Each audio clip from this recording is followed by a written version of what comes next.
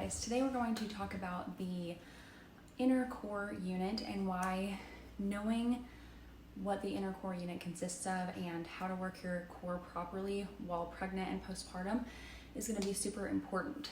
There's a lot of misconception on what ab exercises you can do while pregnant, and a lot of things that you'll read will say stop doing planks whenever you're in your second trimester and third trimester. And it's really important to know you can do those things if you know how to engage your core properly. So that's why we're going to talk about those things. So it's not necessary to cut out those things if you don't need to. So I'm going to kind of go over, I'm going to use a can. So if we're looking at the core unit, just picture this being right here. The top of the can is going to be your diaphragm, and this is going to be the transverse abdominal muscles. And then the bottom of the can is going to be your pelvic floor. So it's super important to know what the inner core consists of. Obviously, the inner core is going to consist of other things, but these are going to be what we're going to talk about and what's going to be most important. So first, we're going to talk about diaphragmatic breathing. Diaphragmatic breathing is literally just breathing. So whenever we are born, we diaphragmatic breath, we do that correctly, and then as we grow older, we start breathing incorrectly, most of us, and we'll either breathe from our chest or we'll breathe from our stomachs. And what's important is making sure you're breathing correctly. So diaphragmatic breathing is really just breathing from your diaphragm, making sure that when you breathe, you're not taking belly breaths or taking breaths from your chest. So this is best done, if you're practicing this is best done laying down, and I like to record myself so I can see that I'm doing it properly. But what you're gonna make sure you're doing is if you place your hands on both sides of your ribs, you're gonna really focus on that rib expansion. Diaphragmatic breathing can also be called 360 breathing. So you are focusing on that 360 rib expansion. So if you're laying down, I'll go ahead and demonstrate that laying down. So if you're laying down, you're going to focus on inhaling, and you're going to focus on that 360 rib expansion, making sure your stomach doesn't rise until the end, and making sure that chest isn't rising. If the chest is rising first, that means you're chest breathing. So inhale. It's literally just breathing. Your chest and belly are going to rise naturally, but we want to make sure that they don't rise first. Your diaphragm is going to expand first, and then your stomach will rise at the end, and your chest will rise a little bit, but we want to make sure it's minimal on the chest rising. So I recommend practicing this lying down first, and then once you get that down, you can practice sitting up on a stability ball, or on all fours, or however you want to practice it.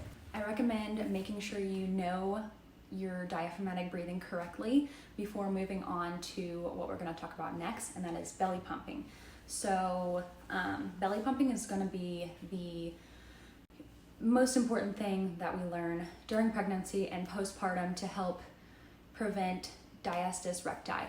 And now every pregnant woman is going to get diastasis recti to a certain extent due to the natural separation of your belly when growing a human. So you're not really going to prevent it during pregnancy, but we want to make it to where it's not gonna, we want to create a strong core so that postpartum it'll heal super quick, and it's not going to stick around. The belly pump is what you're going to incorporate while exercising. So what that is, it's just a diaphragmatic breath like we practiced before, with deliberate activation of the inner transverse abdominal muscles and pelvic floor at the same time. So these muscles are going to work simultaneously. So whenever you are engaging your TVA, you are also engaging your pelvic floor, and it is rising at the same time. And then whenever you exhale and relax your TVA muscles, your pelvic floor is lengthening at the same time. You will never engage your TVA and lengthen your pelvic floor at the same time unless you are having a bowel movement or during labor. Whenever you're pushing the baby out, your TVA will be engaged and you'll be lengthening the pelvic floor because you'll be, pushing. So during exercise, you're going to focus on that diaphragmatic breath, and then exhaling on the exertion of the exercise. So the hardest part of the exercise, that's when you're going to be breathing out and engaging your TVA. So I find that it's helpful to make the s sound while doing that, or p sound while doing that as well. It's going to really engage your TVA, but also contract and make sure your pelvic floor is working simultaneously with it. So while exercising, you're going to wrap that TVA. It's best to practice this while not exercising as well. And you can even do it as a warm-up to your workout. And just practicing this every single day until you really get it down is going to be beneficial, and then incorporating it into your workouts.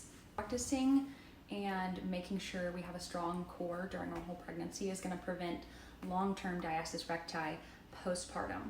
And it's really important to understand this so you can adjust for your own body on exercises that you're doing. So what's important is that you're not having any coning or doming while exercising. And if you do, take a second and go back to it, making sure you're really engaging that TVA properly.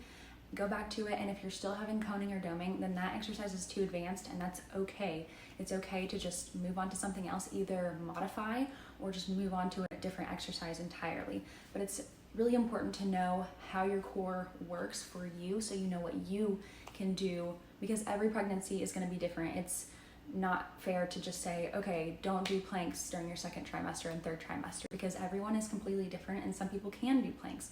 As long as you know how to engage your TVA and your inner core properly, you can do these things if you have a strong inner core unit. If you do something and you do have coning or doming in that area, that is going to tell you that you are putting too much pressure. So it's called intra-abdominal pressure, and if you place too much pressure, it's going to push on the linea alba, which is the middle of your core, and it'll press that out to where you have either coning or doming, and that is telling you that that's way too much intra-abdominal pressure, and to stop doing that exercise or modify. I'm going to kind of demonstrate. If I'm just leaning back, you can see that coning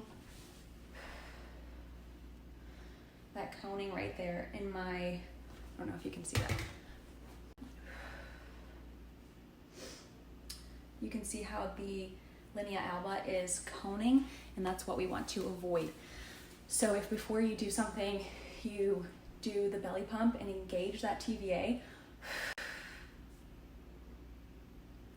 and then do it, you'll notice that there is no coning or doming, and that's what we want. We want a flat stomach. We don't want it to cone or round in any way at all. So anyways, I hope that was helpful, and if you have any questions, please feel free to reach out to me and ask. I am pre and postnatal certified, so I've been studying this for a couple years now, and yeah, if you have any questions, please feel free to ask. I'm always here.